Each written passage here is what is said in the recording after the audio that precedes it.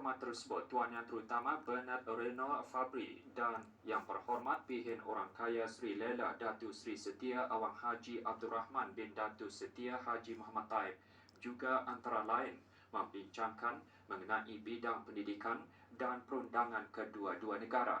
Juga hadir Yang Dimuliakan Pihin Orang Kaya Pekermajaya Datuk Paduka Awang Haji Judin bin Haji Asar, Setiausaha Majlis Mesyuarat Menteri-Menteri Kabinet dan Jurutulis Majlis Mesyuarat.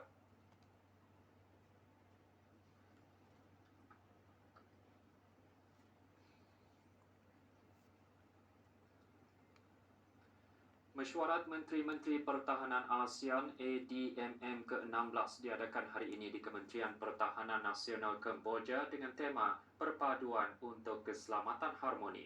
Mesyuarat tahun ini memerhatikan 3 kertas konsep dan 1 terma rujukan diterima pakai dan 2 kertas perbincangan diambil maklum.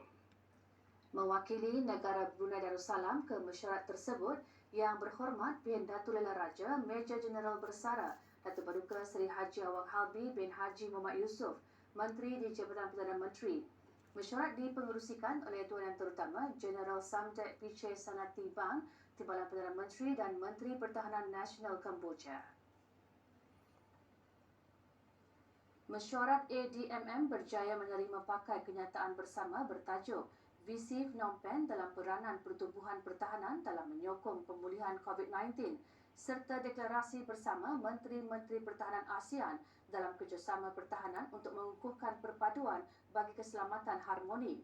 Selepas mesyuarat, Menteri-Menteri Pertahanan ASEAN dan Wakil-Wakil Pertahanan mengadakan kunjungan hormat bersama kepada Perdana Menteri Kemboja, DP Perles.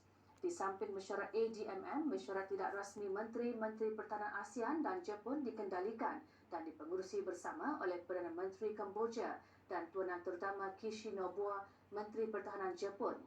Ini diikuti dengan mesyuarat tidak rasmi Menteri-Menteri Pertahanan ASEAN dan China secara dalam talian yang dipengurusi bersama oleh Perdana Menteri Kemboja dan Tuan Yang Terutama Jeneral Wei Fenghe, Menteri Pertahanan Republik Rakyat China. Mesyuarat 2 hala juga diadakan antara negara Brunei Darussalam bersama Kemboja dan Jepun.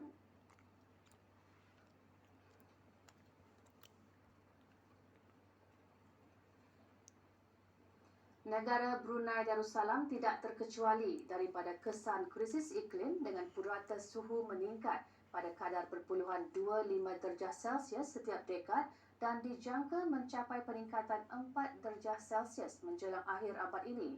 Purata taburan hujan bulanan negara juga diramalkan meningkat kepada purata 500 mm menjelang 2050.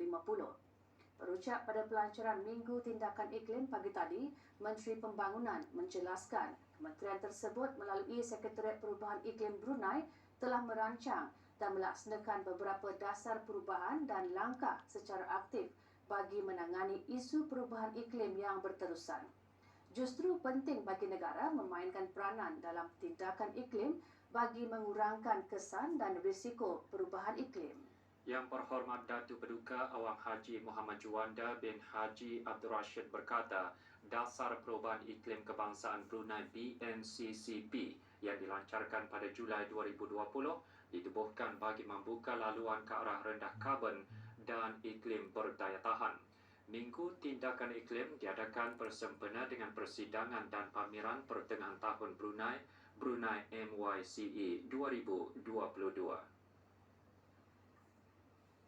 This year we will also focus our efforts on completing the preliminary climate risk and disaster assessment as we also begin developing our long-term strategy to identify actions to meet our nationally determined contributions commitment. Dengan tema ke arah karbon rendah dan iklim berdaya tahan Brunei Darussalam, Minggu Tindakan Iklim dilancarkan bersama oleh Yang Berhormat Datuk Seri Setia Dr. Awang Haji Muhammad Amin Liu bin Abdullah, Menteri di Jabatan Perdana Menteri dan Menteri Kewangan dan Ekonomi kedua. Yang Berhormat Datuk Seri Paduka Dr. Awang Haji Abdul Manaf bin Haji Metusin, Menteri Sumber-Sumber Utama dan Pelancongan. Menteri Pembangunan Yang Berhormat Pangeran Asyamhari bin Pangeran Datuk Paduka Haji Mustafa, Menteri Pengangkutan dan Info Komunikasi, dan Yang Berhormat Awang Haji Nazmi bin Haji Muhammad, Menteri Kebudayaan Belia dan Sukan.